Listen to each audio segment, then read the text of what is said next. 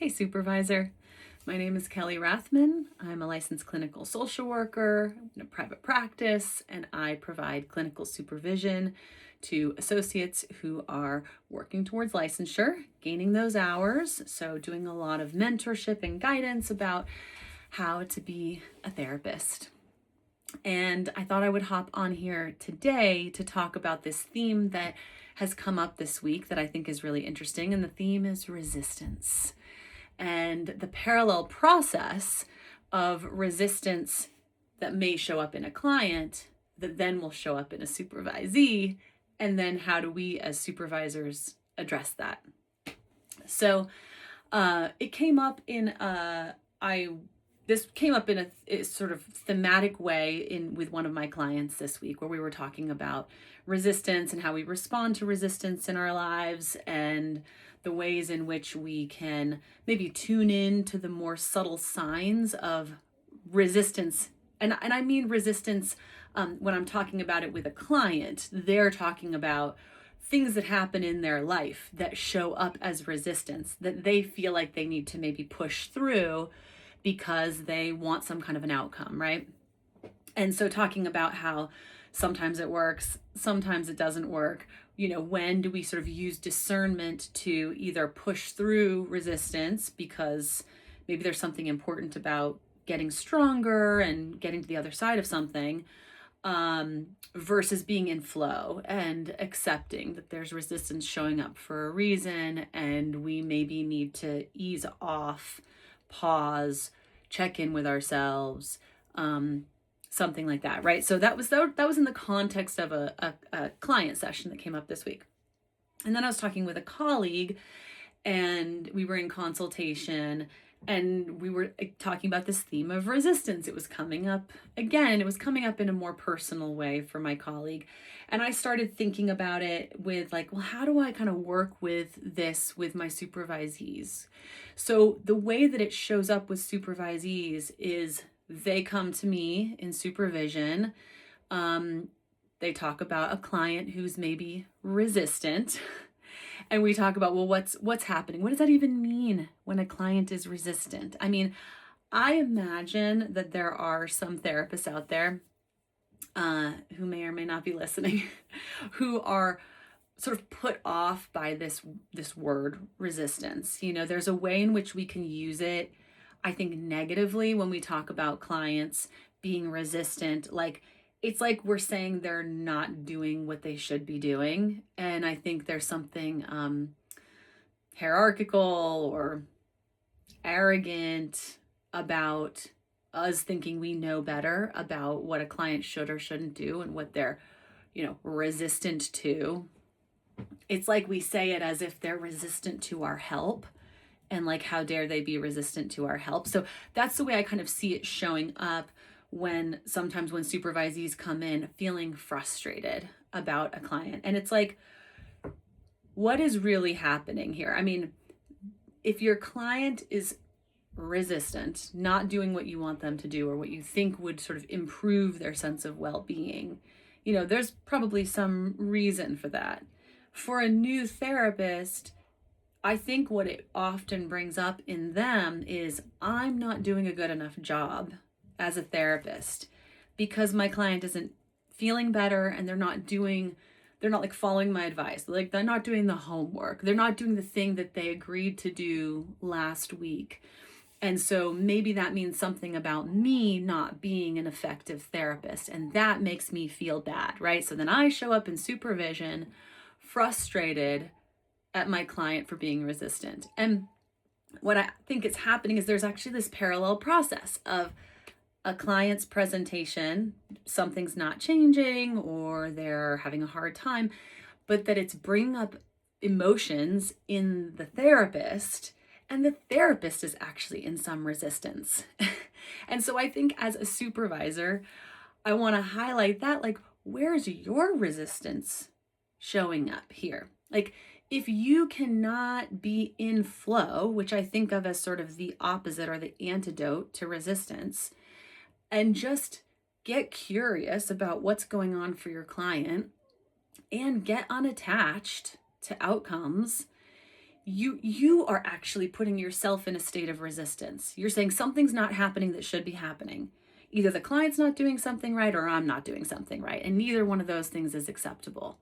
When it's like, neither one of those things is true, first of all. And I think that's what I try to, impart to my supervisees when this comes up. It's like, I'm going to keep using the word resistance, even though that's not always what's actually happening. But when we do see or experience that in a client, in the sense of they're not changing something that they're saying they want to change, that it's frustrating to us. But there's probably some deeper wisdom in there. There's probably some reason that something's not changing.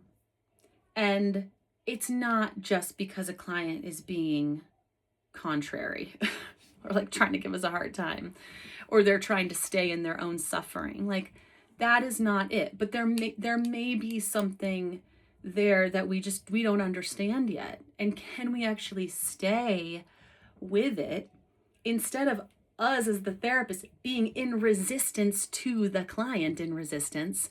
How do we model and embody being in our own flow and being like, okay, this thing is not shifting. My client is still suffering. They don't want to do this thing they said last week that maybe they would be interested in trying, and they didn't do it. Let me be curious. Let me wonder why. Let me not be in resistance to whatever's happening for this client. So that requires, I think, the work that where we can support our supervisees is like, can you practice some tolerance, or help your supervisee practice some tolerance for those uncomfortable feelings that come up when they feel bad, they feel not good enough, they feel annoyed and frustrated, right? Like, that's, we could put that in the category of countertransference. Those are the feelings for them to work through, to build some tolerance, but to build some confidence as well. Like, I actually don't have to fix things for my client. That is actually not my job. My job is to be with my client. And I'm psychodynamically oriented, so that is how I orient with clients. It's not about me coming in and fixing what's going on for you, but about being here with you, understanding, being supportive, reflecting you back to you so you can decide if something needs to change or not. But I can't have more skin in the game than the client. It's their life. I think our supervisees can get caught up in value judgments, and we all do, because we're, shaped by cultural messaging and our own kind of values that were instilled in us in our own families. And so I get that, but really, like, who am I to say that my client has to change something? Who am I to say that my client has a moral imperative to be happier if they have a way to be happier? Who am I to say? I realize that might sound kind of crazy as a therapist, because like, we want people to not be in suffering. We want to support them. But I think it's actually that we want to support them in what they want and in how they're understanding their lives and how they're making meaning of their lives. And so all of this is a big push for how do we get less resistant as therapists. In your own life, you do what you're going to do, whatever. You talk to your therapist about it. But as a therapist, I don't want to be in resistance to whatever is going on for my client, because that's about me. And whatever hard thing my client is going through might have some value. It might be that on the other end, they understand something about themselves that they never would have gotten to if they didn't go through this hard thing. And so it's not like I'm like, life is suffering and it's all great, but I'm just saying, I'm not going to pretend to know. So I'm not going to add a value judgment to whatever it is they're going to. And I think we're going through. And so if I'm in resistance, to me, that means I've been pulled out of neutrality. and I'm having some sense of something is not right. But that is about me. That is not about the client. And so as a supervisor, this is where I want to have these kinds of conversations with my supervisees to help them acknowledge their own resistance instead of coming in and being like, my client is resistant and isn't doing this and isn't doing that. And what am I going to do? Give me another intervention. Give me something to do so that I can make them do the thing. Make me feel more effective. And it's like, oh, that's what we're really talking about. That it's really hard to feel not great about yourself or feel like you're not competent or feel like you're not being, effective enough. That's what we're really, really talking about here. The feelings that come up for you. Your own resistance to what is. How can you as a therapist get into more flow and more acceptance, staying with something? Again, who are we to say how fast something has to change in someone's life? Like, we do not know. We are not in charge of the timing. We might think we are, but we are not. We're not. So I think that the part of the being in flow, it's like, well, how do you do that? Like, how do you get out of resistance and how do you get into flow? And I think there's something there about discernment, about tuning in deeply to yourself and be like, what's going on for me? How am I feeling about this? And the more we practice doing that, and most of us therapists do that got kind of trained into us. A lot of us choose to be in this work because it's kind of how we are already. We're already really sensitive, attuned, empathetic people.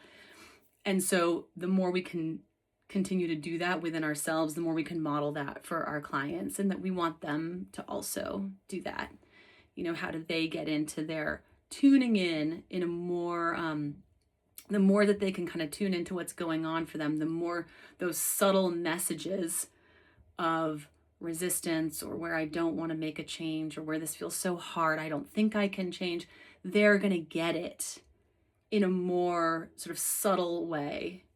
And if we don't listen to that, it kind of comes through, our life makes dramatic things happen, and then it's like the volume gets turned up, and then these harder things happen so that we hear the message, if you will. But I think the more we can do that work ourselves, support our supervisees in doing that work, then it's the trickle down effect, right? And that's the way that resistance kind of has this, it goes up the chain. How do we do the trickle down effect of like, I'm going to tune into myself. I'm going to be in flow. I'm going to be in some trust. Where do I need to be in surrender versus where do I need to fight? That's all part of discernment. It's all very subtle. And I really hope that that is what we're working with our clients around. So, okay, that was a lot of words. I hope that made sense. That's what I'm sitting with. That's what I'm thinking about. That's what's coming up with clients, with supervisees, with my colleagues. That is just what's showing up this week. I'm curious if that's showing up for you at all. And if you have any other thoughts about that, I hope this was thought-provoking in some way for you. And thank you so much for being here, and keep on doing the good work. Take care. Bye.